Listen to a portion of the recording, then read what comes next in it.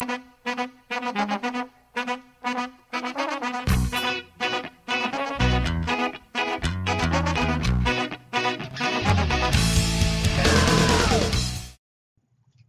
to week 2.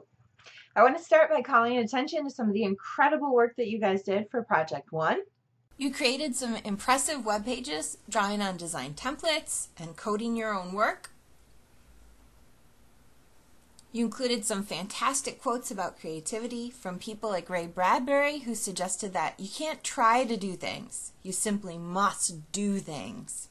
And Ed McCabe, who says that creativity in business is one of the key ways to gain an advantage over your competition. Quite a few of you quoted Rollo May, who describes the pleasure that can be found in being creative. Your examples of creativity range from the Oregon Ducks always changing football uniforms to outside signage designed in a particularly innovative way, to a new teacup design that allows us to stir a beverage by tilting the cup rather than requiring a straw or spoon, and a video explaining creativity.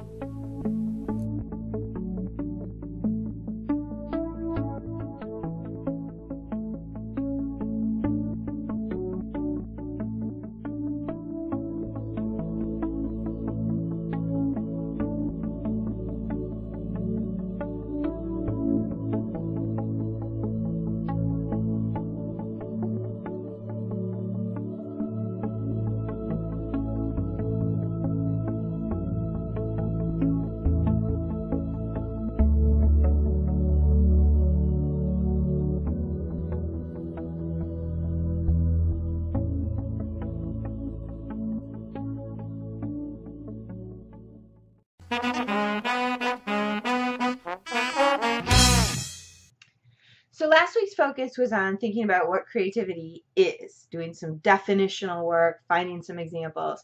Creativity is a really big container and can mean a lot of things in a lot of different contexts. This week we're going to hone in more specifically and focus on how creativity is engaged and enacted. We're going to focus on creative processes.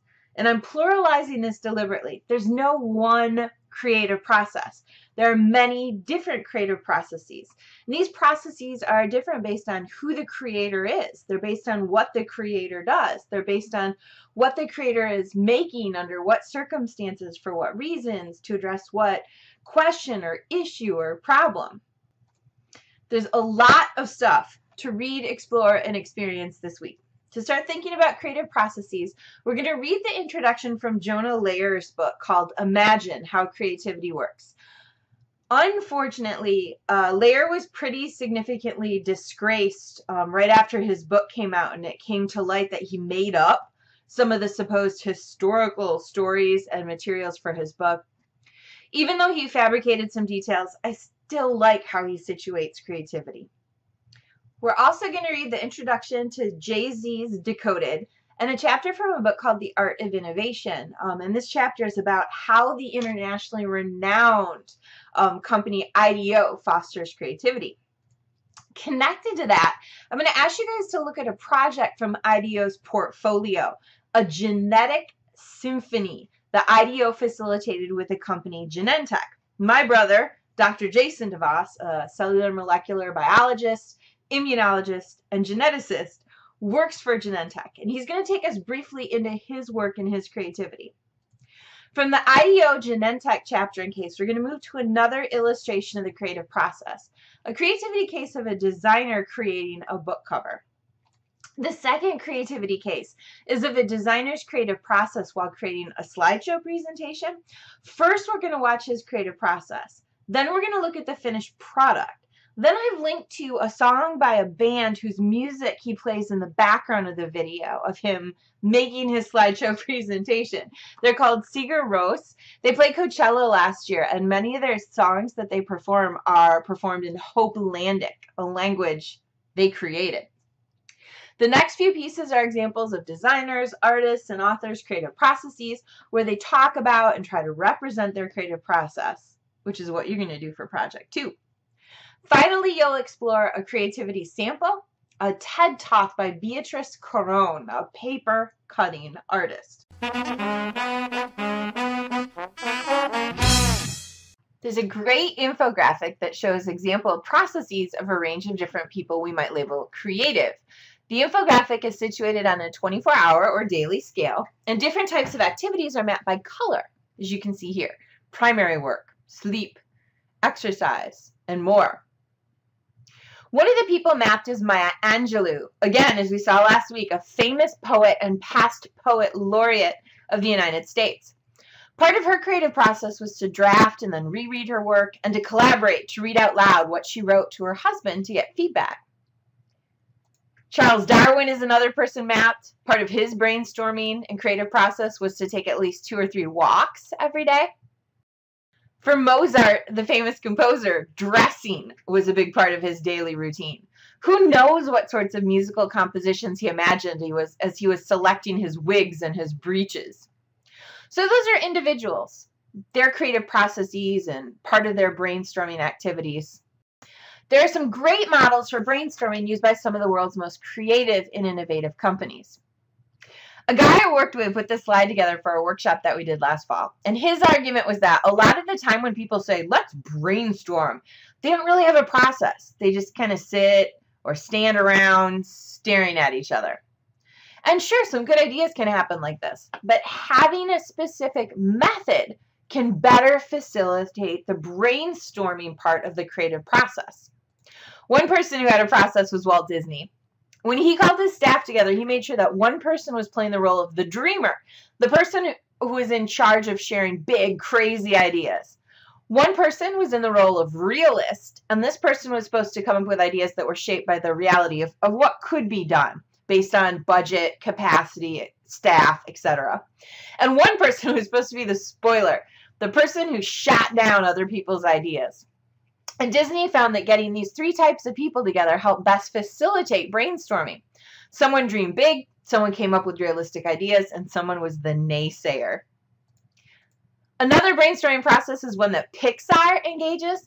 Their company rule is that if you're sharing ideas with others and you want to share your opinion, you have to share a comment that extends the idea. You can't just shoot down someone else's idea, and they call this plussing or adding to someone's ideas. IDEO, who, again, you'll read more about this week, has 7 rules for brainstorming, which include deferring judgment or letting people get their ideas out and explained, encouraging wild ideas, building on the ideas of others, kind of like Pixar's plussing approach, staying focused on one topic, issue, or problem at a time, being visual. And at IDEO, all the walls are whiteboards or writable surfaces so people can draw, diagram, and scribble as they brainstorm. And to go for quantity. During the brainstorming approach, more ideas are better. As for some models for brainstorming, one model is called card storming, and I just suggested this last week on a consulting trip to another university. The office I was working with was trying to figure out how to redo their website to better serve their users' needs. I suggested that they print out a blown-up version of their website homepage and tape it to the wall outside their office. Then put a small table with tons of sticky notes and pens and invite everyone who stops by the office for the next 2 weeks or so to make suggestions and comments. And this is a great way to get people brainstorming to gather ideas. And it can be as simple as sticky notes and pens and a wall. Another method or model for brainstorming is called charrettes, where you bring in a ton of different people and mix them up in groups. Each group is given a task. The small groups work for a bit, then come back together to share ideas. And this approach was used last fall for a meeting where people from across the Lansing community, including residents, business owners, nonprofit representatives, politicians, were brought together to reimagine what the Michigan Avenue corridor in Lansing might look like in terms of parks and businesses and more. A method I use a lot when teaching and consulting is the Starburst brainstorming method. You first focus on or identify a question or problem. For instance, a big, huge problem would be textile waste and its effects on the MSU community. And then you brainstorm around the following questions: who, what, why, when, where, how. This is a great way of generating some initial ideas. When I consult with a big group of people, I'll often use the tweet it out brainstorming method. I'll pose a question or a problem. I'll ask people to think and jot some ideas down. But the trick is that They have to condense their ideas to 140 characters, or the length of a tweet. If you're working with a group of 50 or 60 or 70 people and you ask everyone to share their ideas, it can take hours and hours and hours. This way, everyone can have their voice heard because you're keeping them short and concise. So those are just a few models for brainstorming. The focus of week 2 is on the larger creative process or processes. And I think the famous director, J.J. Abrams, put it really well when he said that the creative process is a bit like driving in the fog. You often have a sense of where you're going or what your destination is, but the journey may end up taking some surprising twists and turns.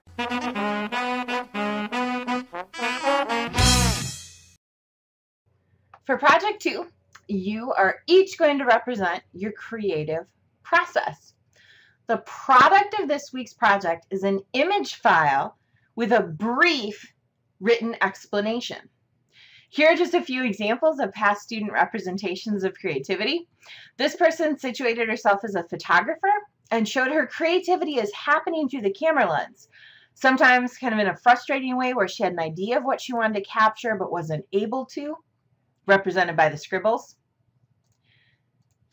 This person situated his creativity is related to the context in which he was working, what problem he was addressing or idea he was trying to articulate. This author represented her work visually with stars as ideas and the talk bubble representing how she needs to talk out her ideas as she's thinking out through them. This person created a collage that she argued represented her brainstorming and creating approaches. Another student situated his work with generating ideas, shown through the sticky notes, moving to a notebook, and then finally to his computer. Read, think, create, edit. This person represented her creative process as a sort of flow, from writing lists to questioning her assumptions to moving to coming up with new innovative ideas. 3 really articulate things students have said about their creative process in the past is first, like toothpaste, my mind can be sticky sometimes.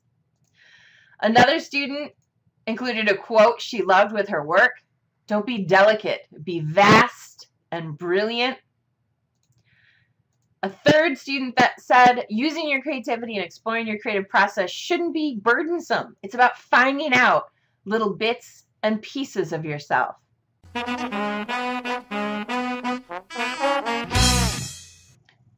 The full assignment for Project 2 is posted on D2L in the Week 2 folder, and your work is due uploaded to D2L by noon next Sunday, July 13th. To get started on Project 2, first take a look at this week's creativity readings, cases, and sparks. Then click on the Project 2 overview link, which provides specific instructions for what I'd like you to do and to produce, and an example that I think will be helpful. Happy creating!